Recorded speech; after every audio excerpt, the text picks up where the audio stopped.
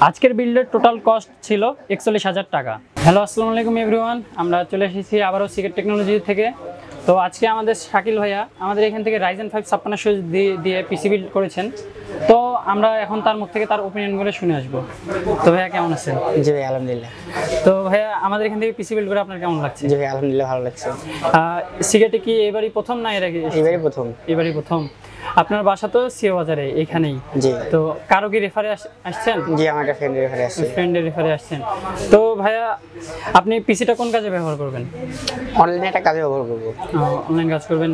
শুনলাম পিসিটা আপনার নিজের টাকায়। জি, আমার নিজের টাকায়। তো এটা কি হচ্ছে খুব আস্তে আস্তে করে? জি, জমানোর পর শিখে কিন্তু।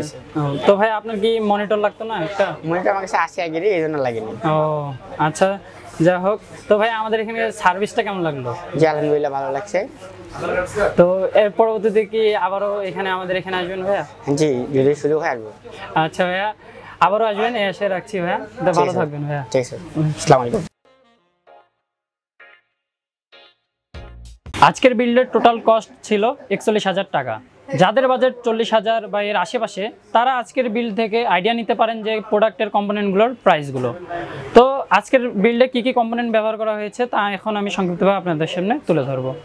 তো আজকের বিল্ডে এখানে প্রসেসর হিসেবে ব্যবহার করা হয়েছে AMD Ryzen 5 5600G। এই প্রসেসরটি খুবই জনপ্রিয় এবং বহুল বিক্রিত একটি প্রসেসর। আর এই প্রসেসরটির কোর থাকছে 6টি এবং থ্রেড থাকছে 12টি।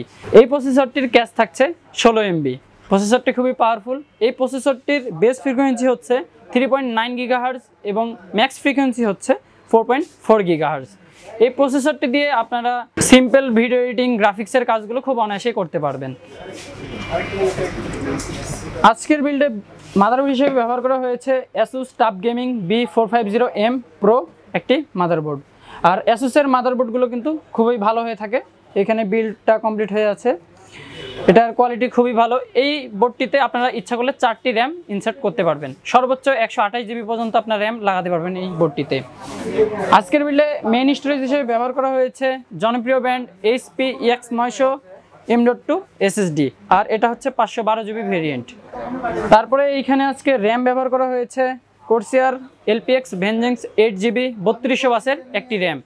আর আপনারা র্যামগুলো নেওয়ার সময় অবশ্যই স্মার্টের স্টিকারটা দেখে নেবেন। এখানে ভাইয়া র্যাম হিসেবে একটা র্যামই নিয়েছেন 8 GB র্যাম। আজকের বিল্ডে পাওয়ার সাপ্লাই হিসেবে ব্যবহার করা হয়েছে গিগাবাইট P450 ওয়াটের একটি পাওয়ার সাপ্লাই।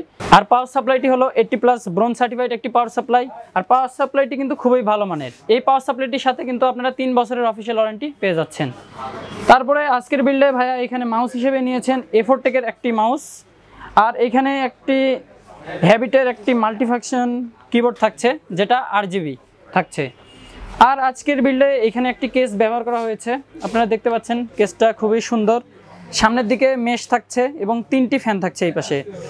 আর পিছনে এক্সস্টে শুধুমাত্র একটি ফ্যান থাকছে। আর এই পাশে টেমপ্লেট গ্লাস থাকছে। কেসটা দেখতে খুবই চমৎকার। এই কেসটির মডেল হলো GX 850। কেসটি খুবই সুন্দর এবং চমৎকার। তো এই ছিল ৪১,০০০ বিল্ডের কম্পোনেন্টসগুলো। এখানে ভাইয়া মনিটর নেননি, ভাইয়ার মনিটর আগে থেকেই আছে।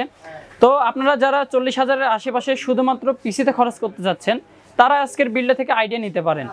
তো আমরা চলে এসেছি একদমই ভিডিও শেষ পর্যায়ে।